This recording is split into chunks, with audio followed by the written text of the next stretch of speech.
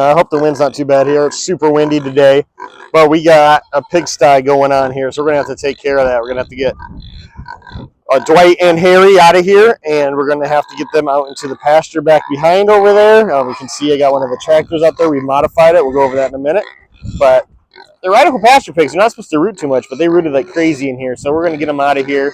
We're going to exceed this here in a bit, and we're going to hopefully let them do this to out there in the pasture where it's really compacted. Okay, I'm going to do this best I can here and shield from the wind. I'm at the top of the hill.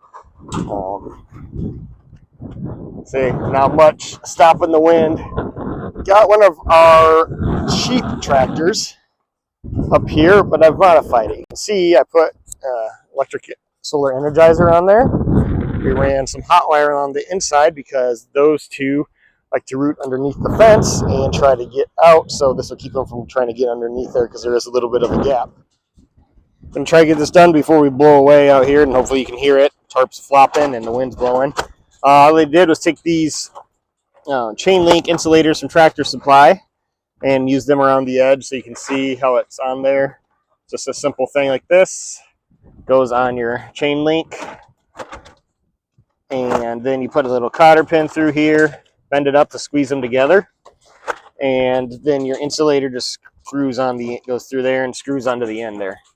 A couple spots like here and then the other corner, I did use some self-tappers to secure it to the frame just because they weren't wanting to stay. The stuff's all bent up in some spots.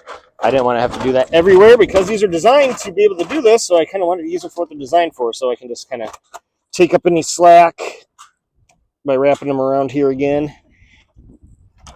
And then we'll energize this with that solar energizer. It runs about 7,500 volts. So they're not going to want to touch that and dig out from underneath here. So we'll give them some food and water in here, and I'll probably have to lure them in with a bucket of food, and we'll see how that goes. Try to shield you guys from the wind here. You can see I took a T-post and clamped it onto the upright here, just a chunk of one that had broken off. So that fits on here perfect, so we can just slide with it. Did use a different little piece here for the ground rod. I could use these. These are the ones that I'm using to anchor in. I added one here. There was already one on the other corner. Just took some all thread and bent it, some 3-foot pieces. So these are my anchors in the corner, so they can't be pushing this thing or won't be rolling down the hill. I got my ground rod, and then just run that into the wire. So this is what's running my fence. This is what's keeping them in place. This doesn't go down into the ground as far as I can get this piece because this is a lot thicker and sometimes this ground gets really hard. So that's why I did that for a ground rod. So that's what we got going here for them. Got water in here. Now let's go grab a food bowl and see if I can get them all the way from over there. Unfortunately, I can't use this door because it only swings in. The hot wire on the inside, obviously, it's going to hit that and it's not going to work. It's not going to feel good. So let's go get them in here. Camera shut off when I was moving them, but you can see I got them in. Just moved them from over there, around, and in. They just followed the bucket right in. So we got our energizer turned on. I'll go get my tester to make sure it's working, and then we'll watch to see if these guys test it and learn their lesson. Not to be mean, but just so they learn. All right, since we missed the entertaining part of the pigs, figured to entertain you with these little guys. Fresh this morning. Got twins. Got a little boy, little buckling.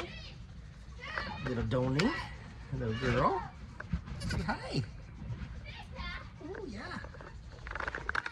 Mom Esther, she's doing good. She usually doesn't let us touch her, but got her in this little pen, and she's a little more friendly now that she knows that we're trying to help her out and help her babies. They look like Esther's sister Venom. Got the same black and white markings on their face. Little girl's got this little star right there. I'm talking about see if I can get it. Yeah, this part's going down over the eyes. He doesn't have the little star. But she's letting us get in there and touch her udder. Actually can milk it a little bit. See? Which, we got these guys for milk, so hopefully this is an advancement.